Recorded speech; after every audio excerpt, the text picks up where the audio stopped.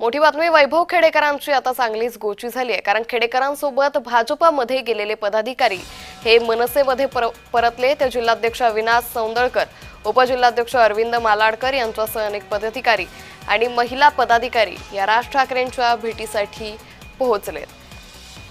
त्यामुळे वैभव खेडेकरांची आता यामुळे चांगलीच गोची झालेली आहे। तर वैभव खेडेकरांचा सातत्यानं भाजप प्रवेश हा लांबणीवर जात होता, मात्र त्यांचा भाजप प्रवेशाचा मुहूर्त झाला, त्यांचा भाजप प्रवेश झाला।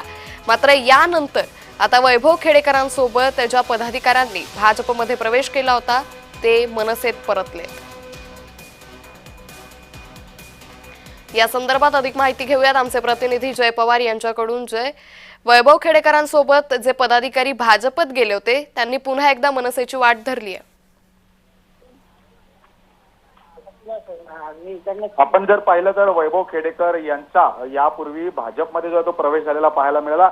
भाजपमध्ये प्रवेश होत असताना सुद्धा आपण जर पाहिलं 2 ते 3 वेळा त्यांचा पक्षप्रवेश जो तो थांबवण्यात आला होता। मात्र यानंतर अखेर वैभव खेडेकर यांचा पक्षप्रवेश जो आहे तो भाजपमध्ये झाला होता आणि आता आज आपण जर पाहिलं तर वैभव खेडेकर यांच्यासोबत गेलेले जे काही अनेक पदाधिकारी आहेत ते आज पुन्हा आपल्या मनसेमध्ये म्हणजे घर वापसी करताना आपल्याला पाहायला मिळतात। आज शिवतीर्थ या ठिकाणी हे सर्व वैभव खेडेकर सोबत आलेले पदाधिकारी जे आहेत या शिवतीर्थ बाहेर थांबले आहेत आणि थोड्याच वेळात राज ठाकरे यांच्या उपस्थितीत यांचा सर्व या पदाधिकाऱ्यांचा जो पक्षप्रवेश या ठिकाणी पार पडणार आहे। आपण जर पाहिलं तर राज ठाकरे यांच्या भेटीसाठी सध्या जिल्हाध्यक्ष अविनाश सौंदळकर, उपाध्यक्ष अरविंद मालदनकर यांच्यासह इतर अधिक पदाधिकारी, त्यासोबत महिला पदाधिकारी हे सर्वच या शिवतीर्थ बाहेर जे आहे ते पोहोचलेत आपल्याला पाहायला मिळत आणि थोड्याच वेळात मनसे अध्यक्ष राज ठाकरे यांच्या उपस्थितीत होत्या सर्वच पदाधिकाऱ्यांचा पक्षप्रवेश होताना आपल्याला पाहायला मिळणार आहे।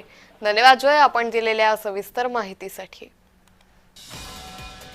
वैभव खेडेकरांसोबत गेलेले पदाधिकारी हे मनसेमध्ये परतलेत। अगदी काही वेळात शिवतीर्थावर मनसे अध्यक्ष राज ठाकरे यांच्या उपस्थितीमध्ये या पदाधिकाऱ्यांचा पक्षप्रवेश होईल।